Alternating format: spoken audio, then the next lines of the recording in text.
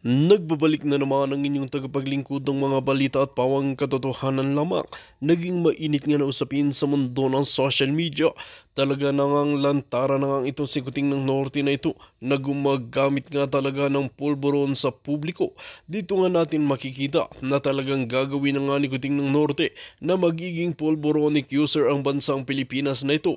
Dito nga natin makikita na walang mga pake ang matataas na opisyales, lalong-lalo na nga ang mga men in uniform dahil pati sila ay nasusuhuran na rin, nabibigyan ng salapi at nababayaran ang kanilang dangal. Tila ito nga ang nakakalungkot na katotohanan, gaya lamang nga ng ginagawa nga niya kay Tory na ito dahil siya ang kauna-unahan na 1 star na naging 5 star agad-agad.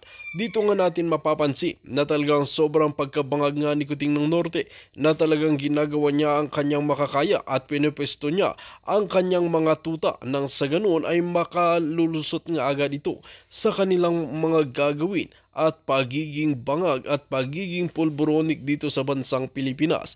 Ito nga ang tila hindi nga nakikita ng mga kababayan nating mga Pinoy dahil nagpapaalila pa rin sila sa matatamis na salita at pangako nga ni Kuting ng Norte na hindi naman natutupad. Well mga kaibigan, para nga sa karagdagang impormasyon, panoorin nga natin ang buong video. At kung bago ka lamang sa aking channel, huwag kalimutan i-click ang subscribe button at notification bell para lagi kang updated sa ating mga bagong video. At para sa solid viewers natin dyan, maraming salamat sa walang sawang pagsuporta. Impeachment Senate session kasi unang-una hindi ko naman napanood yon. Okay, I'm more on to yung parang ano lang, yung highlights lang. So, alam po natin na ang may kasalanan nito lahat ay ang Bangag administration at ang Marcos administration. Doon natin pupuruhan. 'Di ba? Nagbigay ng o naghanda ng resolusyon si Senator De La Rosa, 'di ba? Talagang dapat ito ay ibasura na. Okay? So nakita nyo naman na nagkakagulo. Okay? Actually, it's not nagkakagulo na may mga eksena dito sa The Hague. Hindi po ito tapos ang nangyayari dito. Malalim ito. Recently, okay? Bago ko mag-comment kayo diyan, baka may gusto kayong i-topic. A-address natin lahat 'yan nang hindi ako hindi ako nakainom ng masarap na wine dito sa Switzerland. Ang sarap ng wine na natikman namin. So cool na cool lang. All right? Okay. Buo na po yung puzzle. Okay? Buo na yung puzzle. Tika muna, basa mo tayo ng comment. Sabi ni Osmer Nera, maganda po ang umpisa. Muntik na sa pake ni Robin, si Joel Villanueva. Okay, sana nga, sana magkasapakan sila.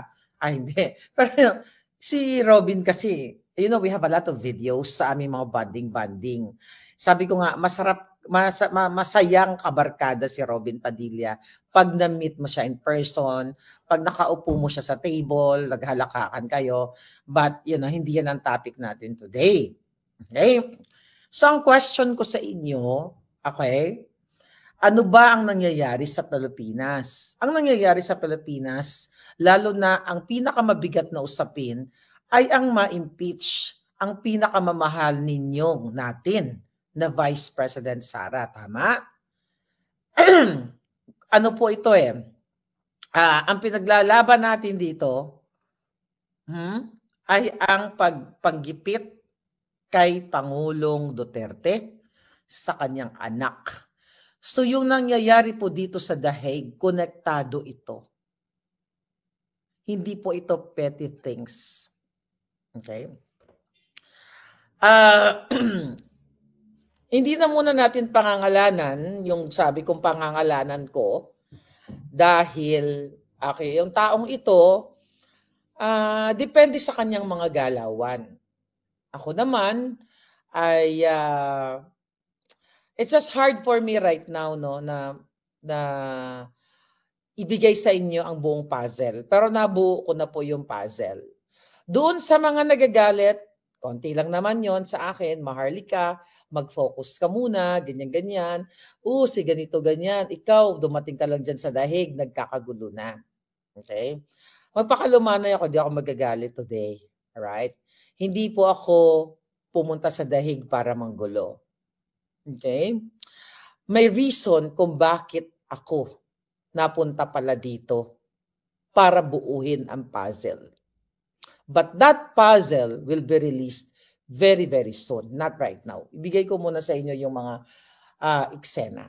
Okay? Basahin nyo ng mga palangga ko na nadidismaya na sinasabing, palangga, mag-focus ka na lang muna, ganyan-ganyan sa impeachment ni sa pangyayari, kawawa si Tatay Digong. Hi, Bambi. Yeah, this is pajama actually. This is pajama yung outfit ko.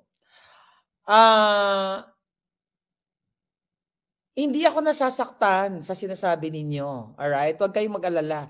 It's the same thing nung ginawa ninyo sa akin na minura nyo ko nung ako ay nagsalita sa inyo about bangag, about sa pagiging addict ni Bangag, sa pagnanakaw ni Bangag. Huwag kayong mag-alala, huwag kayong mag-sorry.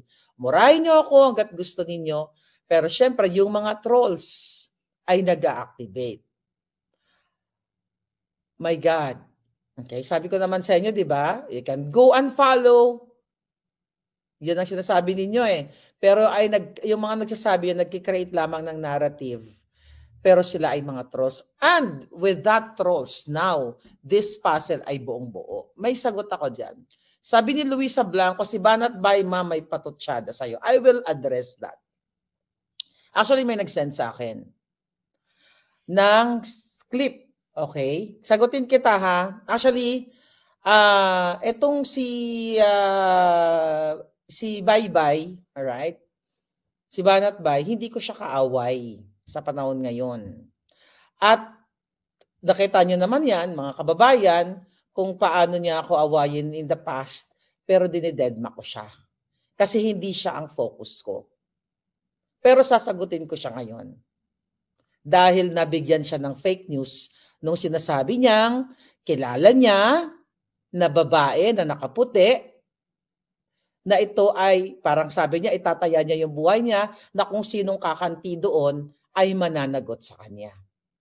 Okay, Banat Bay, papangalanan kita ngayon, nabigyan ka ng fake news. Pero hindi ako umuurong sa laban. Kung ipagtatanggol mo siya, well, kaibigan mo yon. Okay? Naging magkaibigan din kami dito, even before. Pero gusto ko lang sagutin yung issue na yun kasi napakahalaga. Akala nyo kasi, mga palangga, wala itong connection. Okay? Ito natin.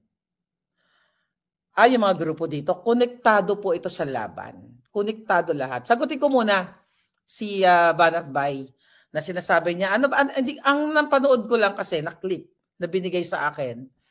Dahil busy nga ako nasa Luzerne kami, nag-emote-emote, ang ganda ng mga drama namin. So I really don't have time to watch all the bullshits. Okay? Sabi ni Lindsay, wag makipag-away. No! Makikipag-away ako, tandaan ninyo, hindi ako umuurong sa laban. Right? Pero sagutin ko, ang sinasabi ni Baybay na yung babaeng yon ay mayaman ba? May tama ba? Mayaman? Ito ay dapat pala ang title natin, sinenyasan. Tama. I-correct nyo, i-ano nyo ako. I-update nyo kasi hindi ako nanood, hindi ko naman napanood. Na yung babaeng nag-uto, aray ko. Sorry yung babae daw na nag-utos para i-shut off kami ni Spokes Harry ay sinenyasan ni Vice President Sara.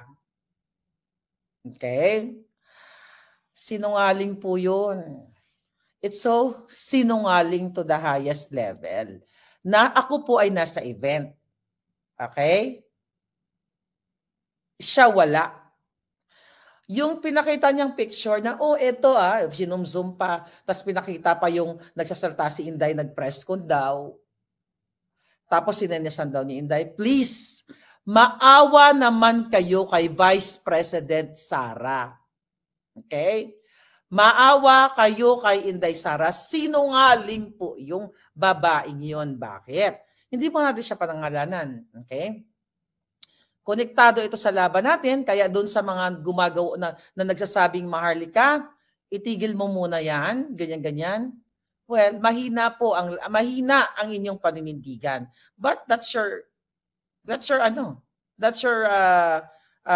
freedom. Okay, here's the thing. I-explain ko. Yung pinapakita niya na yung babaeng itataya daw niya yung buhay niya, na nagmahal daw ng unconditional love kay PRRD, karamihan sa inyo ay alam nyo at kilala yun kung sino. Pero dahil itong babaeng ito, ang dami niyang tinatawagan, umiyak, nag-breakdown down and everything, it's all the bullshit, pagbigyan muna natin siya. Ano natin pangalanan? Hindi natin alam kung papangalanan ba natin or hindi. But iba sa inyo kakalala na. Ito lang yung sa akin. Magbigay tayo ng demo, ha? Doon po, sinungaling yon. Sinungaling na sinenyasan siya ni Inday Sara. Hindi po totoo na sinenyasan siya ni Inday Sara. Ito po kasi yung event, ay naka-ano tayo eh, ang tawag dito? Naka-green screen. So ngayon, imposible pong senyasan yung babaeng pinagtatanggol niya ni Inday Sara. Bakit imposible? Ang eksena po kasi, let's say for example, ito yung stage na, i-demo ko na lang, nakita nyo yung stage, di ba? Imagine niyo na lang yung sarili ninyo. Balikan nyo yung video later. Nasa stage kami, di ba? Nasa front, naharap kami ni Spoke Sari, ganyan. Tapos dito, ito yung stage. Ito na lang. Ito yung stage. Di ba? Ito yung stage. Ito yung audience. Okay? Ito yung stage. Kayo yung audience. Andyan. Tapos yung pinapakita niya sa kanyang video, dito, yung mga clip-clip na may ganun-ganun sa menyas daw. Okay? Ito yung stage. Ito po yung kayo yung mga audience. Tapos nandito yung babae na sinasabi niya, na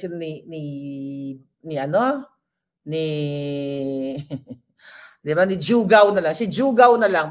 Yan ang pangalan ko sa kanya dati, si Jugaw. So, ito yung stage. Ito yung kayo. Nandito yung nag-XXX, di ba? Nakita yung nasa harap ng stage. Tapos nandito yung babaeng pinakamamahal ni Jugaw. Itataya niya yung buhay niya. Ipagtatanggol niya. Mayaman chuchu. Okay, pagbigyan na lang muna natin sa alam. Ngayon, kung nandito yung babae na pinakita niya, ang press conference po, nandito sa area na yon, tas nandito yung tent. But anyway, malabong magsenyas si Inday Sara. Ano yun? Si Inday Sara may mata dito.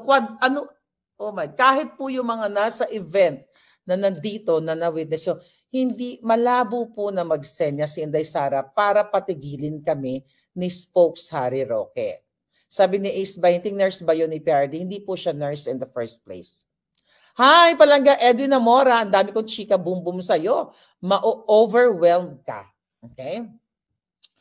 So, kayo po kasi, actually naaawa ako sa mga Duterte. I will tell you, detailed by detailed, okay, sa tamang panahon. Pero ito lang muna i-address ko. Huwag nyo nang gamitin si Inday Sara. Okay? Huwag nyo gamitin si Inday Sara. Hindi po siya sumenyas. Malabong magsenyas si Inday Sara dahil unang-una, hindi naman close si Inday Sara at yung babaeng ito. Na-witness po yan ng dalawang mata ko sa loob ng tent. Okay? Kaya pinagbibigyan ko na lang muna sila. Okay, fine. Okay? Nag-create sila ng narrative na doon sa page ko. Na, si Marlica, ganyan-ganyan, pumunta lang sa dahig ng gugulo. Masashock kayo. Pero, hayaan, yung munang bitin-bitinin ko kayo ng bonggang-bongga. Okay? Dahil marami kami mga ginagawa. Alam mo, sa totoo lang, may maraming events. Nakita nyo sa Switzerland. Okay? Nakakaawa ang mga Duterte. At sabi ko, di ba, binaboy si Pangulong Duterte? Antayin nyo yon sa tamang panahon. Kung paano binaboy, mahal nyo si Pangulong Duterte, di ba? Okay. Maharlika, nandito pala ang troll farm ni Tangko gamit ang ChatGPT using AI platform. Nag-booking na po sila. Ano yun? Hindi ko alam. Itong pinag-uusapan natin ngayon, mukhang meron din siyang AI. Ano yun? Yung troll. No. Ito katulad yung mga nagsasabing sana stop na yung mga issue na yan. Tanga ka. Okay? Tanga ka pag isa-stop mo yung issue. Kilalanin niyo ko na hindi ako nagpapapatol ng mga walang kwentang vlogger-vloggeran na gustong sirain ang focus ni Maharlika. At ang focus ko ay ang mga bangag. Si Lisa Tanas. Okay? Si Lisa Tanas, si Marcos Jr. at ang mga kaalyado. Si Dean Chase. Okay, nakausap ko po kagabi. Hinaharas ang kanyang pamilya. Pinadala ng bulaklak at ng kabaong ang kanyang pamilya. Ito yung laban ko na hindi naintindihan ng mga jutang ginang bangag. Pero balikan ko muna, baka malayo ako eh. Okay, dun sa babae. Okay, naisingit ko lang sa inyo. Kaya mas maganda talaga na nag-vlog ako ngayon kasi kagabi, sobrang saya ko. Di ba, medyo may alcohol ng konti. Kaya, I chose to sleep and, mag-relax. Doon sa babae na pinagtatanggol ni Jugs, okay, ni Jugs, maawa ka naman sa mga anak mo. Maawa ka naman sa pamilya mo. Maawa ka sa asawa mo. Itigil mo na ang kadyutahan. Ikaw lahat, ang punot dulo. Sabi ko nga, binigyan ka ng 6 hours. Nung binigyan ko po siya ng 6 hours na taning kung sino-sino yung mga common friends namin, ang tinawagan niya para awatin ako. Yan po ang katotohanan. We have common friends. Dahil medyo konting maldita lang ako, hindi ako naging dragon kahapon ba yon? O sige na nga, sabi ko, mag-e-enjoy na lang ako. Ang ganda ng Lucerne, Switzerland. Pero yung sasabihin na sinenyasan siya ni Inday Sara, panibago na namang kasinungalingan. At ito po hindi pwedeng tapusin. Yung mga tao dito na sinasabi ninyo na naghirap sila from day one, alright? Kahit naman ako pinupuri ko sila, uy, thank you. Sabi ko, dahil nandito kayo, at least may nagre-report sa amin. Pero ang totoo, mga kababayan, okay? Itong mga taong ito ay kampon nitong babaeng ito na pinagtatanggol. Kampon po niya ito. Alright? Wating-wating, kumusta ka na palangga? Okay. No, okay lang yan, makisawsaw sila. Hinahayaan ko sila. Malalim, sobrang, it's not really complicated. Ang babae kasi, nagpakampi-kampi. Naaawa nga lang din ako Okay? Nakakaawa lang. Pero hindi po, ikaw, ano ba ang natin sa kanya, ang code? Alpotera. Diba? Si Alpotera na lang. Okay.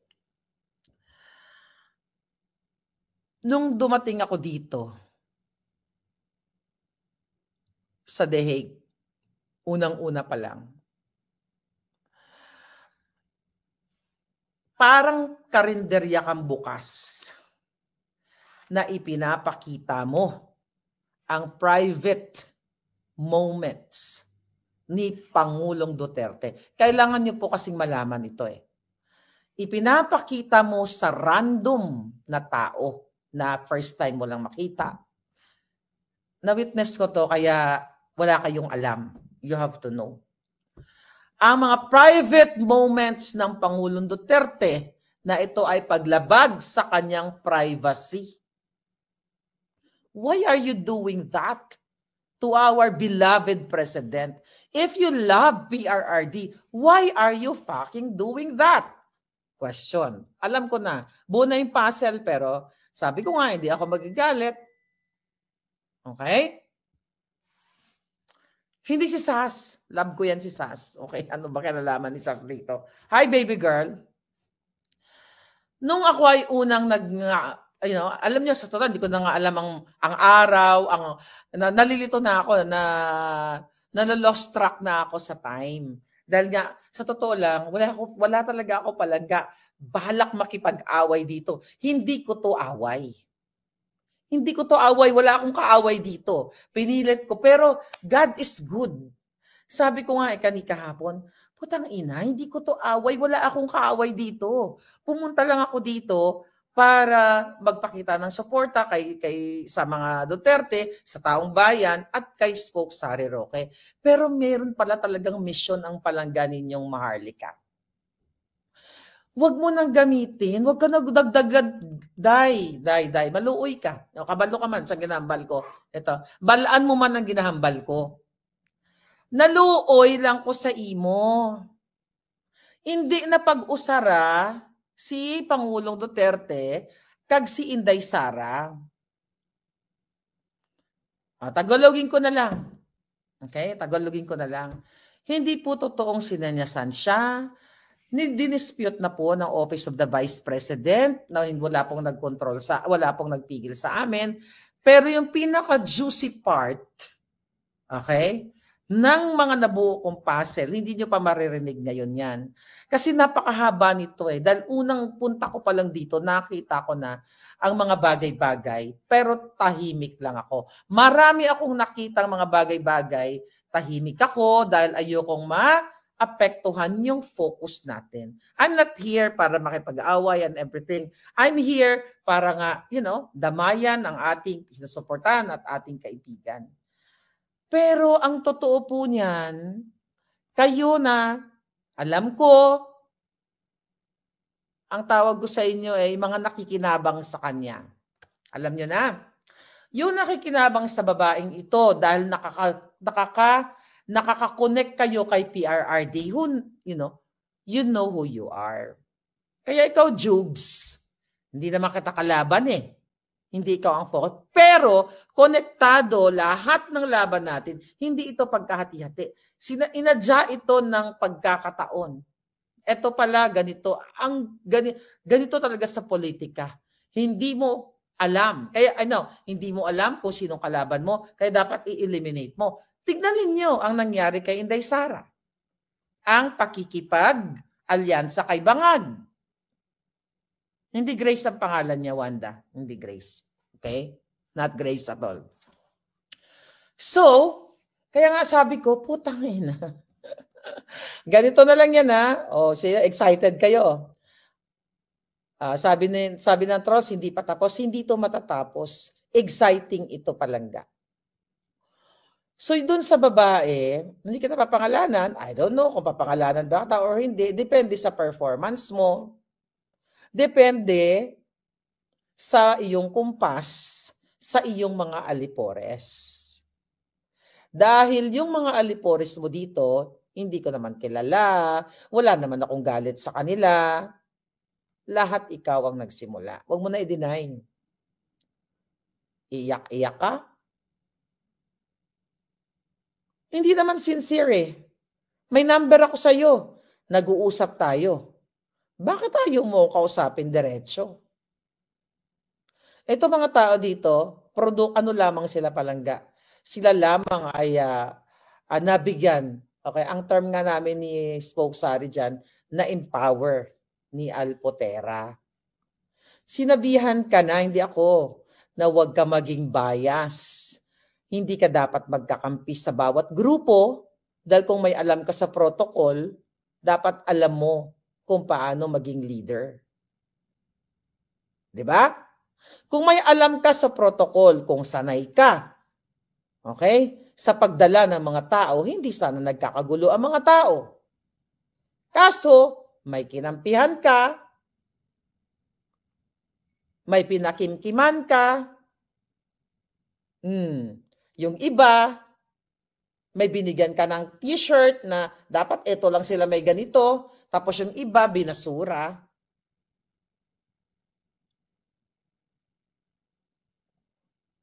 Hindi mo mahal, well, self-interest ang nangyari. Kaya wag niyo akong patigilin. Kung ayaw niyo makinig, get out. Or else, pag troll kayo, block kayo kaagad. Kasi nakita ko ang daming trolls eh. Kung nag-create kayo ng narrative, Diyos ko po, wag niyo akong hinahamon-hamon. Nung binoljak ko si Bangag, di ba, in-unfollow niyo ko, dahil Marlica, si Bangag, ganito, ganyan, ganon. Pinabayaan ko lang kayo. Minura niya ako. Pinabayaan ko lang kayo. Anong nagkita tayo? Anong sabi niyo sa akin? Ay, Marlica, sorry, minura kita. Kaya nga, freedom yan eh. Nakakaawa po ang Pangulong Duterte. Kasi yung mga tao dito sa The Hague, isa-isahin ko sila. Pero right now, I don't have time for them. Okay? I don't have time for them. Actually, may meeting kami. Pero gusto ko lang sabihin, ay, teka muna. Pangungunahan ko ba? Although nabanggit na ito ni Vice President Sara doon sa interview, pero ay hindi ko pala pwedeng pangunahan, pero magbibigay lang ako ng hint. Kahapon po, mga kababayan, kami yung mga walang ambag, sabi niyo, di ba? Kami yung mga walang ambag. Okay, kami yung team na mga walang ambag, si Harry, ako, at yung mga kasama na. Wala talaga kaming ambag sa kadyatahan. Pero, eto lang yon. Kahapon, may naka-meeting at nandoon po ako, witness ako, pero ayoko lang pangunahan ang pamilya dahil wala naman akong authority. Okay, ayoko lang pangunahan ng pamilya. Pero may mga, mag-antay lang kayo, may mga magagandang development bago mag-September. At yan yung pinipray, naging emotional kami kahapon, di ba? Kasama si Spokesary doon sa mga possibilities. Not yun sa ICC case ni Pangulong ni PR ng